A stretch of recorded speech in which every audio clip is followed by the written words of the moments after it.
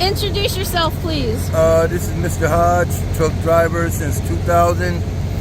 Just giving out a word that be careful with a lot of these leasing companies that's telling you that you can make $2,000 or $3,000 take home.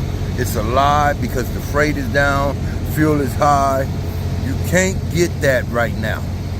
With your truck payment, your fuel, your insurance, your maintenance, your escrow, your medical, all of these here bills that they putting on you, you cannot make $2,000 to $3,000 take home every week.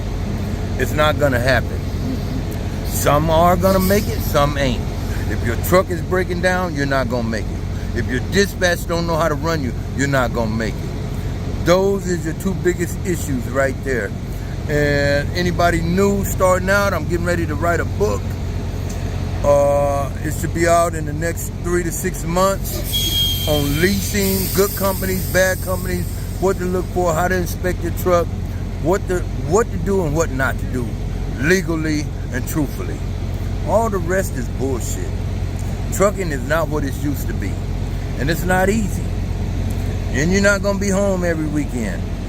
There is some good, all companies are good companies for somebody. It may not be good for you. What that person might be making at Prime, you can go right over there and you ain't gonna make that. You can go to Swift. You might make more over there, you might make less. It just depends on your dispatch and your truck and how you run. End of story. Give me a call, James Hodge. Well, but you need to save money during the good times though, right? That's why I said I got a book coming out that tells you how to formulate your money, how to save, what to do with your money. Because money is just the hands of a extended tool to get what you want. Okay. And these leasing companies, you don't have to go to them. They got truck dealerships that'll take $5,000 to $6,000 down, and you can work with them and take your truck wherever you want to. Up under a lease, you still obligated to that company. You can't go nowhere. And you can only pull their freight off of their load boards. So how much of an owner-operator are you? Yeah. Yeah. But someplace like Prime, we have a separate system that you're an owner-operator, you have your own authority, and you can run our freight. Come on. There is money out here that you can make as an owner-operator if you pick the right freight. Okay. Last year, Onions was paying $3,600 for like 700 miles coming out of Boise, Idaho. 2-day run, $3,600. That ain't a bad run for 2 days. But if you don't know what freight to pick, you're not in the right area, your truck is raggedy, you ain't gonna make it. These leasing companies, they're to make money off of you. Yes, some of you gonna make a little bit of money, but they're gonna cap you. They're gonna slow your ass down, and that's just the bottom line. So tell me, how do you learn how to be an owner-operator? How do you learn where the good freight is and the good stuff like you just said, other than trial and error? You read James Hodge's book.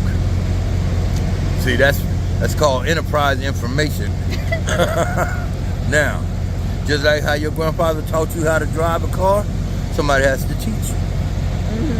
Yeah. If not, trial and error. But how do you find out right? How do you find out who knows and who's going to teach you and have real information? When you read my book, it will tell you step by step what to look for, what not to look for, what's in the contract, what's binding, what ain't binding legally. See, when to run, when to stay. And if you ain't been through it, then you won't know. I've been through it. From Super Ego, other companies, bullshit companies, good companies, and bad companies. Been doing it since 2000. Hey, Mr. Hodge will fire himself from a company in a heartbeat. I am not afraid to fire myself. I done had over 100 and some jobs. Why? Companies lie. The equipment is full of shit. Dispatch don't know what the fuck they doing. Yes, I will fire myself. Yes, because my time, my knowledge is valuable to me. It ain't about you. If the shit ain't right with me and I'm away from home and I ain't making no money, you're damn right. I'm fired right now. Come get your truck. Here, I'll bring your truck back to you. USA Express. Had a load. Fuckers bullshitted me out of it. Had me looking for trailers that wasn't there on the yard. 3 different places all day. Burnt up a whole day and a half looking for an empty trailer that wasn't available. I brung them back their truck and trailer and left it on the yard and called an Uber, called a flight and went home. They called me the next day asking me what's going on. I don't know what's going on, but I'm at home. I don't have time to put up with your dispatch that don't know where a fucking empty trailer is. Because, see, you're not paying me for this time. See, but the company's still getting paid, but I'm not. My time is valuable just like yours. So, you want me driving around looking for a trailer that don't exist? You want me to haul a load that the broker don't know nothing the fuck about? You can come get your shit. Yes, I will fire myself for that. So what do you think a good company is? Is it all about money to you, or home time, or the equipment? It's about communication. There you go. See, if you can't communicate with me that, hey, there's no trailers available, but we still need you, well, how you gonna compensate? You gonna pay me for just sitting here waiting? If my truck breaks down, you gonna put me in a motel and pay me? My time is still being utilized here. I'm not at home like the corporate company employees get to go home every night. I'm stuck out here at a truck stop waiting on this shit to be fixed. My time. See, you paying me for the miles and shit that I do. What about my time? Even if I lease my truck on to you, yeah, you paying for the truck, but what about for me, my time? Now, with dump trucks, you get 2 pays. You get a truck pay and a driver's pay. Not with trucking. See, driven dump trucks too. End dumps, belly dumps, oversized, all of that shit. There's different pay scales for different types of equipment. Now, like I say, these drivers sitting out here waiting to deliver their load.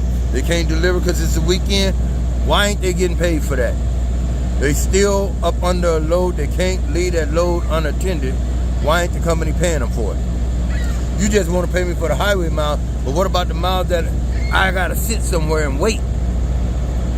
I'm not at home with my family for the weekend, for the holiday. That little 65 cents a mile don't mount up for me being at home. It don't mount up for me sitting in a motel for 3 or 4 days because the truck is broke down. It don't add up. But drivers are afraid to come together and say, hey, you multi-million-dollar companies making all this money off of us, don't want to pay us. You scared that you're going to miss a load or 2. Hell, you're already behind. You're already behind. If these drivers stop driving, you know these companies will fold. You see what happened during COVID when there wasn't no toilet paper at the stores and bleaching and other shit. They was telling drivers, run.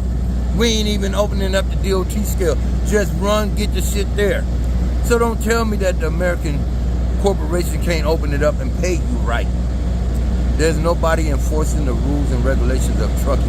There's nobody regulating it. Foreigners come over here and open up a business, run the shit out you, go get trucks on a 3rd note promissory note from the bank, reject trucks from the auction, put you in it, lease it to you, and you paying them. You paying them for the truck, for the insurance, the paperwork and everything, but you getting pennies on it. Now, we're going to stop this video because I'm not getting paid for this. And I'm going to promote you in your book. And a lot of this is going to be in my book, but more in depth. Right. Real in depth. Okay, well, I'll promote your book. Good. Okay. But, so what do you think do you think the upcoming election, a lot of people think the upcoming election could affect trucking and freight in the future? Well, let me ask you this. When Trump was in office, when Obama was in office, when Clinton was in office, how was the freight then? You do the math. Well, you tell me. No. I'm asking the audience the question. Okay. When Obama, Clinton, Trump, Biden is in office, how do you think the economy was? The shit goes up and down. It don't matter. Those is puppeteers in office. Trump was just a fucking gangster. He's not a politician. Hell, he's a businessman. Okay? So you can't hold that against him. A lot of shit he did made sense. A lot of shit he did was wrong.